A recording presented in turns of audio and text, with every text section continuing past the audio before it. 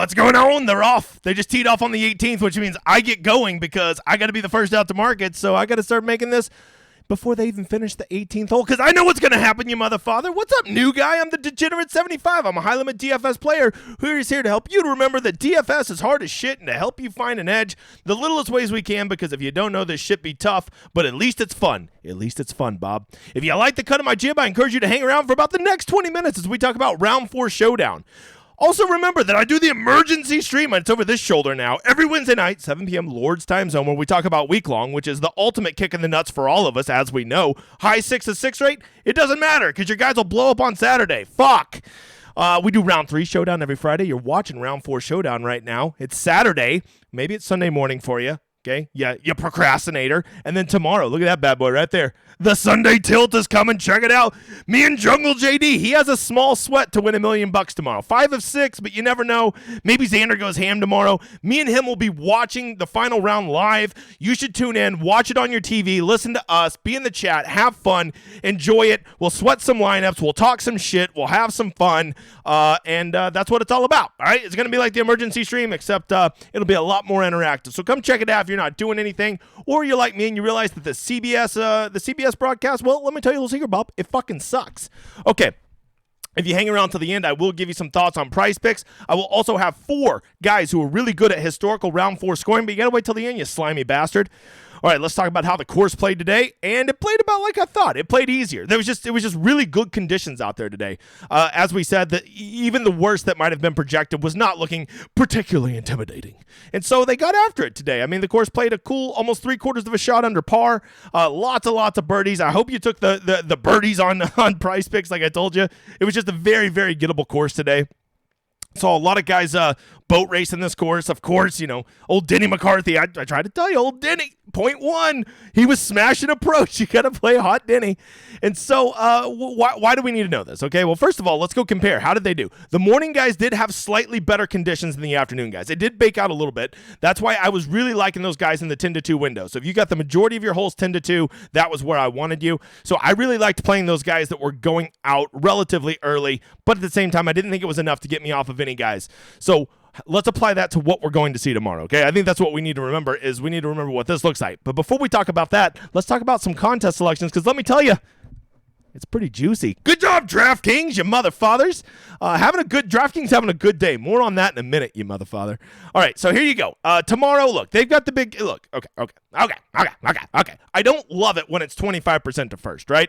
But at least it's not a third, right? Am I going to play in this? Probably, because we got the Sunday tilt, and it's not the best structured tournament. 10th place is only 1/100th of first, so I'm definitely not going to max enter any stupid shit like that, but I'll probably toss a couple in there. This is not a great one, okay? That's not a great format of a tournament. It's not as bad as it normally is, but it ain't great, Bob. But like the $200 single entry, so much better tomorrow. So much better. 9th place is 1/10 of first. Second is 60% of first. Much better, Bob. Much better. The $100 single entry, great format. Love this one. Definitely going to be playing in that. The $44 club twirl, more on that in a minute. Oh my God, I got a fucking story for you, Bob. There you go. It is looking very, very good. Of course, my baby, the 18 max $10, the nuts as always. Definitely want to play in that one. The $4 20 max, which they put up today, and they got it again tomorrow. Love this one. I was gonna be in that one. Let's see, what else do we got? If you are a smaller level player, go do this $1 20 max. It's really great. What do we got? A little $5 here. Oh wow, a mass $5 for 20,000. Okay, I don't like 25% to first, but it ain't the worst, Bob. $5 single entry is good. The $33 single entry is good. A secondary $100 and $200 single entry. Damn, DraftKings. They know that Tiger's there to butter their bread tomorrow, boy.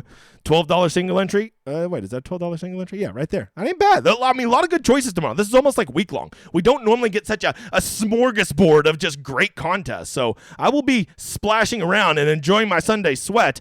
And so great contest to choose from tomorrow. There's no, look, I was only going to play like $500 today. I know, because I had to get it refunded. But it was just because the contests suck. I don't play in contests that I don't like, right? I can tell you tomorrow the big guy will be getting a little belligerent, okay? It's just good contests, and I eat them up. This is why every week at week log I'm like, I'm not going to play very much, and then I see the contest. I'm like, okay, well maybe I could do a couple more. I don't know. All right, let's talk about the first thing that always matters. It's weather, brother. All right. It seems as though it's pretty consistent across all the towers tomorrow. All the projections are saying around 2 or 3, there's going to be some gusts, 3 or 4 o'clock. Here's what I'm guessing. The round's not over. We don't know the tee times, but I know a thing called the sun. All right, and I know that they are going, and I can go off TV time. The leaders are going to be going off just a hair earlier tomorrow, Sunday, than they did today. So they went off at like 10:40 local time today. So I'm guessing they're going to go off somewhere around 10 to 10:30 tomorrow because coverage wants to end at around. Oh, wait. I'm lying. I'm sorry. They will be going off around, if the coverage is going to end at 5:30, the leaders will be going off around 1, which means that the other guys will be starting at around 11. The round will start at 11, Lord's time zone, which will be 9 o'clock time out there, right? So I think they're going to start at 9 o'clock local time tomorrow, off in 3s, off 1 and 10, so that so the TV coverage can be done at 5:30, right? That's just simple math. So they're not going to be going off in 2s. The day's just not long enough to do that. So knowing that, if the leaders are going to be going off at what do we determine? That they're going to be going off at 11 o'clock local time. That means they're going to get a good chunk of their round. The end of their round is going to be in these windier, baked out conditions. So guys going off at the very last, that's going to be your leaders going off 1, and the guys in the very, very back, Xander, are going to be going off and playing 10 and playing the back 9 first. And so you need to know that, because I think those guys, I think their last 6 holes are going to get pretty tough. I think they're going to get pretty fucking spicy. I think the guys that you really want to target tomorrow are going to be the guys who go off the earliest. And once again, if you don't know how it works, just take the whole field. First is over here. Dead last is over here. All the guys in the middle go out first, and then they just start moving away from the center out to the edges. That's how it works. So the very last guys that go off tomorrow, guys going off 1 will be the leaders. Rom, Homa, Mitchell. All the guys going off the back will be, slapdick. They'll all be going off 1 and 10. And then all the guys going off very first are going to be all those guys in the middle of the field who are setting T33 right now. A guy that's probably going to be one of the first ones off tomorrow, Adam Schenk. Kevin Streelman. Those guys are probably going to avoid most of the win because they'll get their round done before they hit that and before the course gets trampled on and before it bakes out more. It is already, it's firm and fast. No one can deny that, but it'll only get firmer and faster, okay? We'll go look at all the sites. They're all pulling from these projections, so, fucking take from it what you will. All of them agree that it is going to be, the peak windy will be tomorrow afternoon around that 2-3 o'clock range, right? All the sites agree. No fucking surprise, because they're using projections from windy.com. Apparently, they can afford the $18 a year, too. I'm not the only big wig out there, okay? So, I got a quick story to tell you. I, being the great leader of a community that I am, wait until round 2 ends, go announce to everybody, hey guys, here's the dudes that just made the cut that no one's going to have in their lineups. Make sure you consider guys like Wyndham Clark and guys like that who just made the cut on the number and nobody's going to play because we didn't know if they were going to make the cut till this morning. And then it's like 30 minutes until lock. I got enough time to inform the Discord, what's up, get everybody in the loop, take care of my people, then myself, help others, and then yourself. I believe that's the opposite of an airplane. And then I go over, but I'm not worried. You know why? Because I've got the solver, the best optimizer out there, and I'm only doing 20 lineups today. As I told you, the contest fucking sucked today. So I was just going to play in all the 20 maxes, of course, my 18 max, and throw 2 in the $44 club twirl. And so I get over here, I come over, I start making my guys, nice type player pool. As you can see, I had 14 guys in my player pool. Of course, I was playing Rom, played the fucking loser, Rory himself, who didn't disappoint. He's a fucking loser. Played Xander. Bum. Played Justin Thomas. He actually backdoored a pretty good round with that little late birdie streak. But I have 4 core plays, right? I loved Tyrrell Hatton. I loved Wyndham Clark. I loved Denny McCarthy, and I loved Ricky Fowler. Those guys, I still have it up right over here. I had Wyndham Clark. Can you see it over my big fucking dome? Wyndham Clark, I said, Rule, you got to have him in 40%. Hatton in 60%. Denny in 40%. And you can see what I actually ended up with him over there, right? So I get him, and what I do is I always go take my highest projected lineup. As you can see right over there, it was 211, because if you don't know, when you sign up, you get all my projections and all my ownership loaded onto here for you. I go get it. I load it up. I go put it in. It's 10:26. I upload it onto DraftKings, and it says error. I'm like, what do you mean error? I got 14 minutes to lock. No. Fucking DraftKings locked it 15 fucking minutes early, even though they announced it was locked at 10:40. PGA said 10:40. And so here I am thinking I got all the time, and then fucking none of my lineups get submitted. Fortunately, I have a really nice host. I explained him the situation. He thought it was weird too. He refunded me. No big deal, right? But of course, I just went back and looked like a dumbass. You should never do this. I just went back and I'm like, I wonder what my best projected lineup was today. It was this Rom, Schauffele, Hatton, Tigala, Wyndham Clark, Denny lineup. So I would have just tossed that in my 44. I always take my 2 highest projected, toss them in my highest value, blah, blah, blah, blah, blah, blah, blah. Did Rom just sink a fucking birdie? Oh, my God! That's even worse. Now I definitely would have won. I think I would have won every single time. What I did is I was going to put it in the $1. I put it in the 44, and then I go put it in all the other 20 maxes, right? I was going to do the 18 max and 2 44s, and then just copy and paste all those, put it in the $4 and the $1. And someone told me that this lineup, now with Rahm making that birdie, I think would have got like 280-something points, which I know would have won the club twirl, probably would have won them all. Now, I'm not a fool. I know that if I would have really entered this lineup, fucking fate would have been different. Denny McCarthy wouldn't have fucking found a shamrock up his ass, right? This is why you don't do this. It's tilting, because you know if I fucking would have got it in there, it would have never happened. So forgive me, but I needed to tilt. At least I got my money back and didn't just burn $400 today on my blank entries. So that was cool of them. If you want to sign up for the optimizer, the solver, it's right here. It's $25 a month. Make sure to use my landing page, which is in the description of this video. When you do that, it will get you signed up for $25 a month, and then you can make those lineups in a jiffy and get the best optimized things. It made me the nuts lineup today. Just my dumbass don't know how to read the time when lock is. Because I assumed I made an ass out of you and me. And so go sign up using my landing page, $25 a month. If you make more than 20 lineups per slate, how the fuck you live without an optimizer, I'll never know. Use this. Use my landing page. It will come with all my projections, all my ownership for all of Showdown and Classic. Best value out there. All right, let's talk about today. Fucking John Rahm. The guy's an animal. The guy's a fucking animal. You're playing with Faya if you avoid him. Let's see here. It looks like I do not have the right things selected, so I need to go select those things. Putt around the green. Get the fuck out of here, scrambling.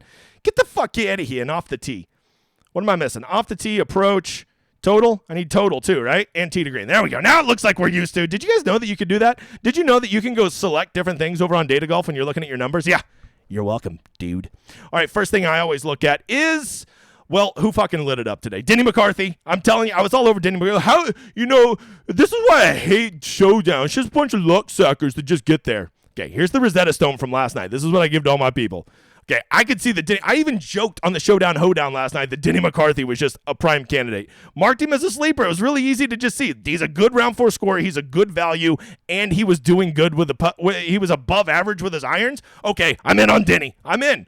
Okay, and that's how you get on a guy like Denny. You just go mark him. By the way, other one right next to him, Lukeman, Listeman, Wyndham Clark. I mean, I just used the stone to make my picks too.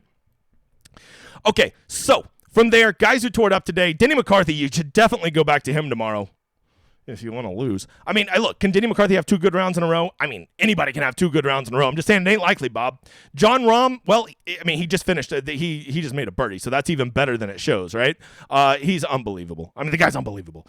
Gary Woodland, I told you Gare Bear might be back. I'm kind of excited about that. JJ Spawn, did not see that one coming. Seamus Power, Cam Young, watch out for the leprechaun. He loves the Lucky Charms. I don't know what that was. Tiger Woods. Okay, you go. I mean, you don't know. Okay, first of all, the Tiger round should have got you excited because it's fucking Tiger Woods. Second of all, should have got you excited because I'm actually starting to believe he might win another tournament in his life. And third of all, should get you pumped because there's going to be so many jackasses jamming him into round 4 lineups tomorrow. You should just be fucking licking your chops, just like all the donkey dicks that played Lee Hodges today at Showdown that pay the rake. Just be happy that those guys are going to be Tiger Woods tomorrow. Okay, maybe Tiger's a little bit better than fucking Lee Hodges, but still, I just worry about if he can hold up for a whole nother round. Even as badass as he looked today, he did look a little hobbly. I will not slander the GOAT. I love Tiger. I do, but no chance I'm playing him tomorrow. Keith Mitchell, okay, so really it's just these -4 guys. And most of these guys outside of Rahm, I'm pretty much off of. Maybe Cam Young I consider, or Keith Mitchell because he's up there. But, these guys, you're just going to pay an ownership premium. So fuck that. The next thing I'm going to look at, is there any studs who are down at the bottom that no one's going to play tomorrow? And the obvious answer to that one is yes. It's going to be old slapdick Xander Schauffele, who actually was really, really good with approach today. He kind of started to figure something out in the back 9. If you want to get a guy that's going to be 3% owned that could win you a GPP, if you're playing in that big $25, I'm not telling you to play Xander. I'm saying you got to consider him. Not a fucking soul is going to play Sung J M tomorrow. Not a soul. He will. If he's over 2%, I'll do 100 push-ups. There's no way. No one's going to play him at that price tag with how he played today and how far down he is. Tony Finau, Tom Kim. No one's playing these guys. So you have a chance to go get these guys. I'm not telling you to go play a bunch of guys down here, but I'm saying go pick your guys up top and then, leave some room to get one or two, to put one of these studs in your lineups. Just put one big pivot in your lineup and it can be all you need to have the nuts lineup, okay?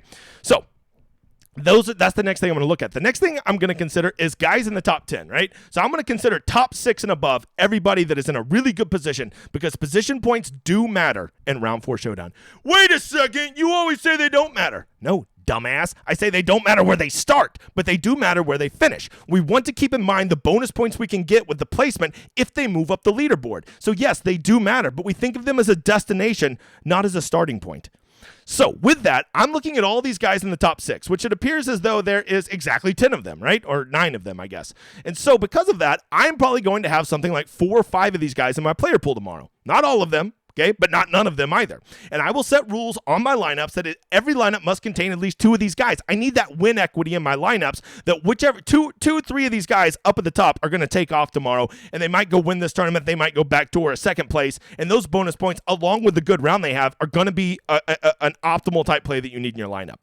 But I'm also going to set a rule in my lineup that I don't want any more than 3 of these guys, because if you start putting 4, 5, 6 of these guys in your lineup from up here, it's going to be chalky as fuck, and it's going to be stupid, and I guarantee you at least 3 of these guys starting in the top 10 are going to shit the bed tomorrow.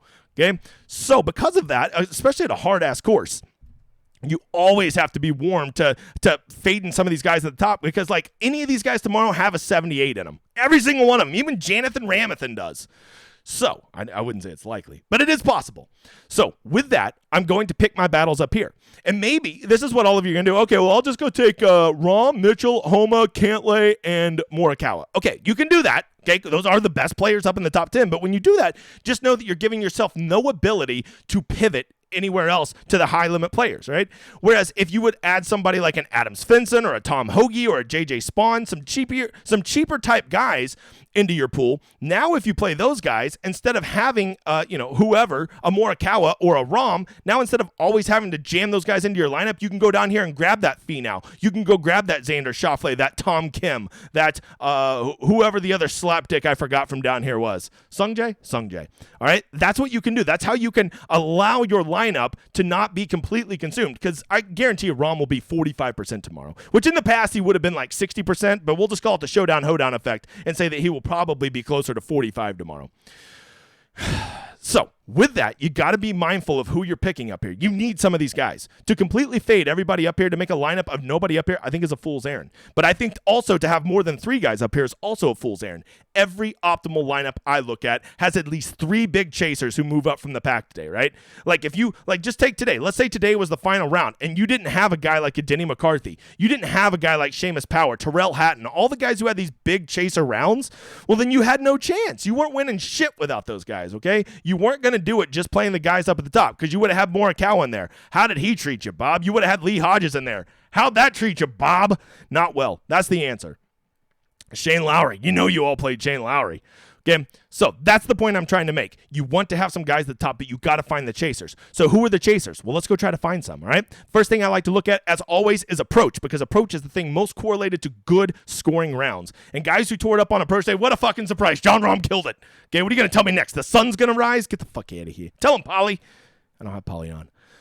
Gary Woodland's approach is just unbelievable. I mean, that's 2 rounds in a row over 3. I think the Gare Bear may be back. That's crazy. Did you see that fucking shot he hit on 11? My God, like to 2 feet with a 3-wood. Oh my God.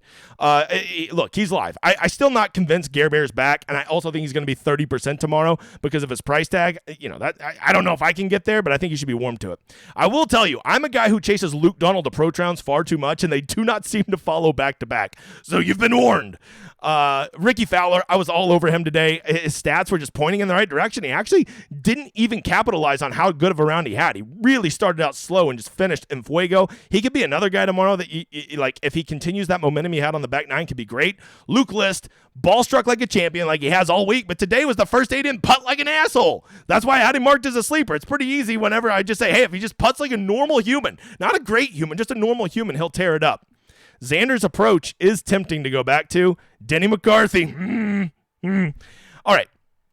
From there, did anybody just really fuck themselves on the tee today? Seamus Power. Incredible Seamus Power shot a -4, giving up 2 strokes off the tee. That means if he was just average off the tee today, he would have shot a -6. So that actually is kind of appealing to go back to. I don't know if he can continue this putting, but damn, that approach is there. Anybody else? Peter Malnati, terrible off the tee today. Was pretty good on approach and putting. And like Peter Malnati, when he has irons, the motherfather can score. Rory. Rory is the ultimate. He fucked everybody. If you don't see Rory backdoor in a top 5 tomorrow, you don't know Rory. I don't know how I don't play 8. He fucked all my lineups today too. Well, I say that. I think I only had him. What was it? I have it right over here. What to have old Rory in? I had a rule to have him. I had a 40% rule. He ended up he would have been in 40% of my lineups, but I'm a dumbass that submits him a minute too late, trying to be a good Samaritan. Fuck, pisses me off. Let's see. Yeah, Rory. If you don't see the Rory top 5 coming tomorrow, I got nothing for you. Anybody else? All right. Anybody kill themselves around the greens today? Emiliano Grillo. Okay, but you got to ask yourself, at some point, is he just so far? By the way, he was in my player pool. See, I clearly don't hit them all. I don't hit them all. What did I have Grillo in there? I had a rule for Grillo. Yeah, 30% Grillo. See, I don't hit all the nuts. This is why you make a good core, because you don't have to get every guy right. You just got to get enough of them right. It just takes one, baby. All right, other guys. Wow, Hovland. That is horrific. But man, that's actually a really good round. Hovland is another guy that no one's going to play just because he's almost price restrictive because he's so expensive, and everybody's going to want to go spend on Homa and Rom and Morikawa and all those guys in the top 10. So that's another guy. I bet you get it probably under 7% would be my guess. Let's see. Anybody else? Gary. Okay, we already talked about Gary, Ricky. All right, there's some guys. And then the last one, let's see. Off the tee, we already looked at approach. Let's just look at overall. Just for the event, anybody killing it overall? Luke List, Gary Woodland, Rom, Tigala, man. Tigala's he's really bringing it. He is such a train wreck off the tee, but he is so creative with his second shots. I think you got to consider him, right? That's what I'm looking at. The last thing I want to talk to you about is the tee times. If you want to know, once again, the guys who go out right here in this T26, T33 range, those will be the very first guys out on the course. They'll be going off 1 and 10, and they'll be the first ones off, and then every 10 minutes they'll just send groups out. The last group will go off about 2 hours after the first group. The guys that go out to the first will have the most gettable course. Okay, they will get out there before it gets the most crusty, the most walked over, the most firm, the most wind, and they will have the best of it. So a guy like Justin Thomas could go boat race early tomorrow, shoot a -7, and you're going to be like, oh, my lineup's already dead. Well, you should have fucking considered him, shouldn't you? So one of these guys is going to go out. One of these guys are going to go in the first 3 or 4 groups are going to go out and just fucking annihilate this course, especially if it's an elite player. Jason Day, Victor Hovland, Justin Thomas, these guys right here in this zone, one of them's going to go out there and light the course on fire tomorrow. You mark my words, okay? They're going to, because they're not going to give a fuck. They're just going to go out there and score.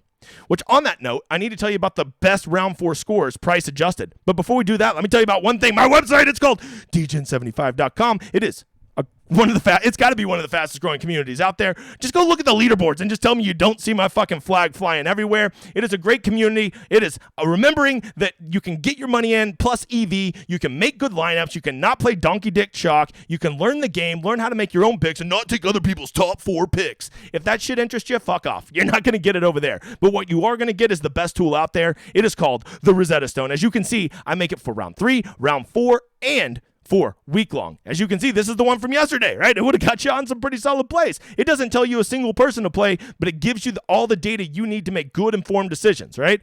Why the hell was I on Luke List today? Well, it's pretty simple. His good approach percentage that we track on here was the highest we've ever had. So Luke List was all over, right? Why did I play Denny? He was good price adjusted. He was a good round 3 score, and I could see that his approach was there. So Danny McCarthy, sleeper. That's how you get it. That's what we do over there. Lastly, go give me a follow. We passed 2,500. Thank you, motherfathers. Like and subscribe. Tell a friend, because YouTube ain't going to fucking share my shit ever. Fuck you, YouTube. All right? Give me another copyright claim. Go fuck yourself. Follow me on Twitter if you want to. Reach out to me. I'll respond to your DM. I always do in a timely and thoughtful manner. I don't take myself too serious. I'm not like a big deal that doesn't have time to respond to you. All right, those last 4 guys. Great round 4 scores. How about Jason Day, number 3? Corey Connors, number 6. Tom Hoagie, number 7. And Mackenzie Hughes, number 13. All really good values who have a history of going and lighting the course on fire on round 4. So it's just kind of what you want. Those guys that just say, fuck it, we're going at every pin. Because if you don't know, you'd rather have 9 birdies and 9 bogeys in round 4 than you would 2 birdies, 1 bogey, and that's it. Okay, I hope you understand that. PrizePicks, what I'm doing tomorrow is I'm looking for the flag placements. If you don't know, the Genesis really likes to protect the course on Sundays. They are going to tuck those flags in the toughest parts of the course. We're going to have some winds pick up. 10 is not going to be a birdie hole tomorrow. They'll probably move it to the back edge, which makes it such a tougher hole. And because of that, that's one less birdie hole. So I am probably looking to play the under on a lot of birdies, but probably the over on a lot of strokes, okay? Especially guys who are in the lead who I think are going to be playing for a lot of pars tomorrow. It's going to be hitting it to 27 feet, two putting for pars a whole bunch tomorrow.